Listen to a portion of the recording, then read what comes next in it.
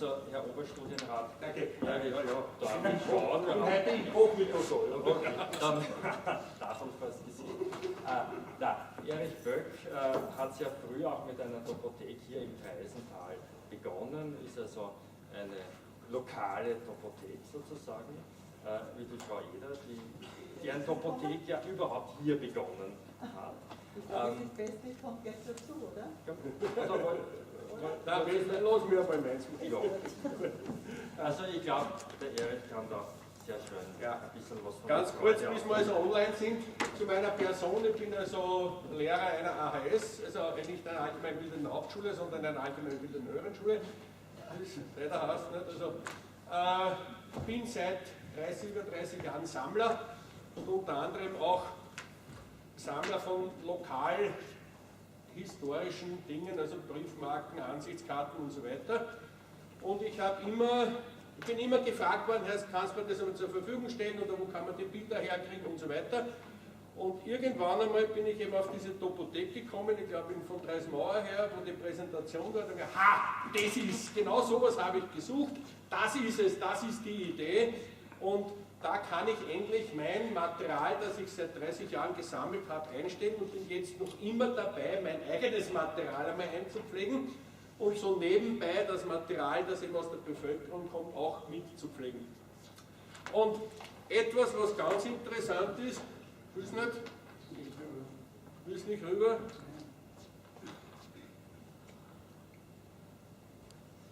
Gut, es ist natürlich so, dass jetzt ab und zu schon Personen an mich herantreten und sagen, du, ich habe da was gefunden, kannst du das brauchen? Nein, freilich können wir das alles brauchen. Wichtig ist immer, und das sage ich immer dazu, bitte gib mir nicht nur das Foto, ich möchte wissen, wer drauf ist und ich möchte wissen ungefähr, wann das war. Da müssen wir halt ein bisschen nachdenken, datieren ist nicht so schwierig, aber vor allem die Personen herausfinden, die auf dem Foto sind. So, und wir sind jetzt in der Topothek Herzogenburg und ich kann Ihnen gleich einmal zeigen, wie man da was findet. Und zwar, ich gebe mal ein das Schlagwort Burtscher und da gibt es ein einziges Bild drinnen. Na komm. So, das ist der Herr Otto Burtscher und zu dem Bild einmal gleich ganz was Interessantes. Wie bin ich zu diesem Bild gekommen? Ich bin Ansichtskartensammler. Und bei einer solchen Börse kam ein Ansichtskartenhändler zu mir und sagt, du, ich habe da 2 Fotos, das muss von Herzogenburg sein, weißt du woher? Naja, ich habe auch meine Quellen, ich habe einen Bekannten gefragt, so ist eh klar, das ist in Ossern draußen, das ist die Trafik. Dann habe ich ein bisschen recherchiert, habe dann natürlich auch das gefunden, was dazugehört und was wir an Daten auch einpflegen. Sie sehen das da unten, Sie können das dann durchlesen gerne. Und dann kam das Interessante, ich bekam ein Mail einer Dame aus Wien, bitte kann ich das Foto haben, das ist mein Vater, der da drauf ist. Also Sie sehen hier, das sind so Geschichten, die das Leben spielen und sagen, das war toll und ich bin dort aufgewachsen in dem Haus, habe die Dame natürlich ein bisschen interviewt, wie war das damals. Also das ist schon ganz interessant. Das Zweite, und da kommen wir auch auf den Hintergrund, da muss ich mal schauen, wie wir wieder da... Das 13 oben die Ja, sieht oder? Das ist das falsche Kreuz. Das ist das falsche Kreuz. Ah, da. Entschuldigung, das ist wieder mal ein anderer Rechner. Anderer Rechner. Ja. Die Auflösung von Beamer ist leider so, dass wir nur so wenig sehen. Also auf einem normalen Rechner ist es dann mehr. Super, danke. So, und das macht schon wieder kleiner, weil das macht das. Ja. So, und das Zweite, und das ist etwas, wo man sieht, dass mit dem Material, das hereinkommt, auch ein bisschen geschichtliches Bewusstsein hineinkommt.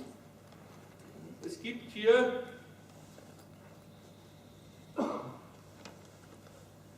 ein Schlagwort, das heißt ganz einfach Ferdinand. und wir kommen dann hier auf dieses Manifest. Das ist das Manifest von Kaiser Ferdinand am 8. Oktober 1848 und dieser Kaiser Ferdinand ist vor der Revolution in Wien geflüchtet. Der Metternich hat sich schon angesagt gehabt, er ist mit seinem Hofstaat geflüchtet und wohin flüchtet man? Zu Freunden.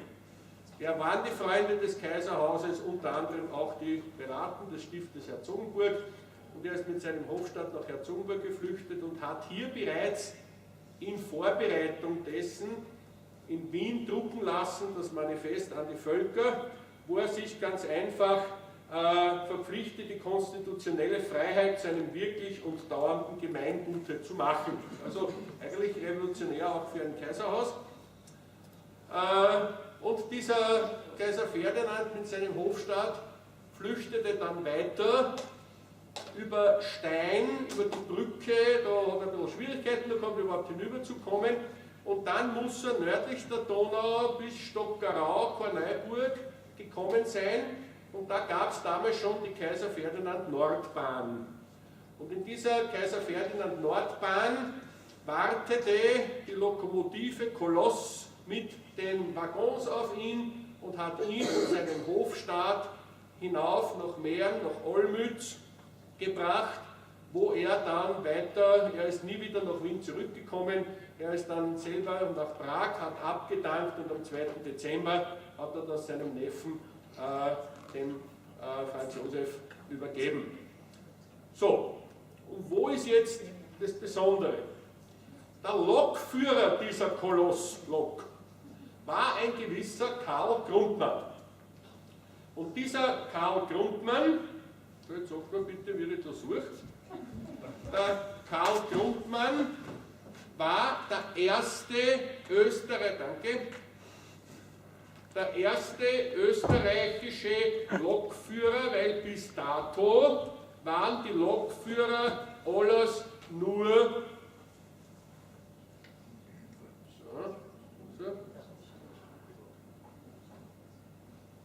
so, das ist dieser Herr.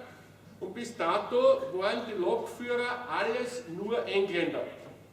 Das ist eh klar, Lokomotiven wurden in England gebaut, wurden in England, von England herübergebracht und der Karl Grundmann war der erste österreichische Lokführer. So, und der Kaiser Ferdinand war so dankbar, dass dieser Karl Grundmann ihn so gut hinaufgebracht hat, also hinaus aus dem Revolutionswien, dass er ihm einen ansehnlichen Geldbetrag zur Verfügung gestellt hat. Der Karl Grundmann hat dann in Wien eine Schlosserei gegründet, er war eigentlich Lokführer vom Beruf. Diese Schlosserei hat sich spezialisiert auf auf maschinelle Fertigung von Möbelschlössern.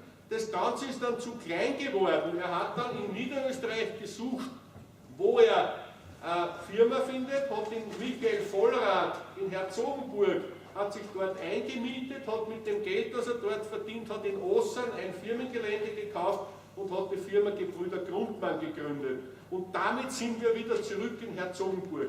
Das heißt, von der Flucht von Kaiser Ferdinand ist eigentlich der Grund gewesen, dass in Herzogenburg die Firma Gebrüder Grundmann, die mittlerweile die Firma Kaba ist, gegründet wurde. Und das ist also so ein Aha-Erlebnis für mich gewesen. Hier sehen wir also, dass wirklich Geschichte geschrieben wird und das ist ganz, ganz toll und sowas, glaube ich, ist auch ein wichtiger Aspekt der Topothek, wo man so lokal ein bisschen was forschen kann und herausfinden kann. Und ich finde das ganz einfach spitze, sowas. Und danke dir noch einmal, lieber Alexander, dass du uns das überhaupt ermöglicht. Ja, gut. Eines vielleicht noch. Warte mal. So, das kann ich euch noch zeigen.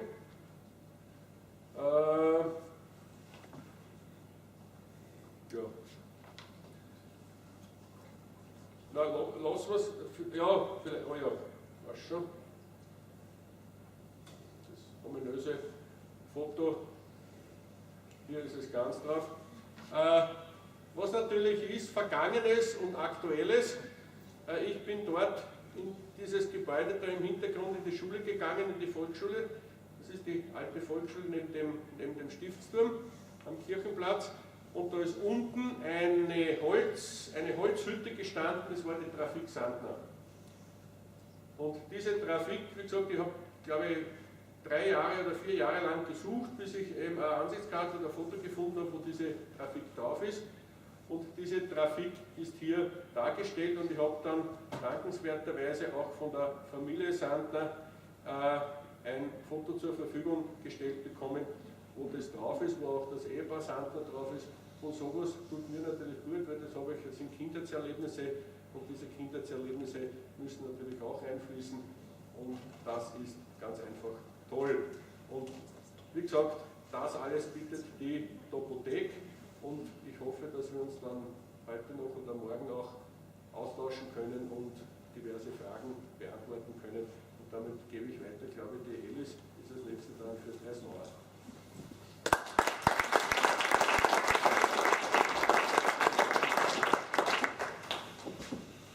Macht's gut.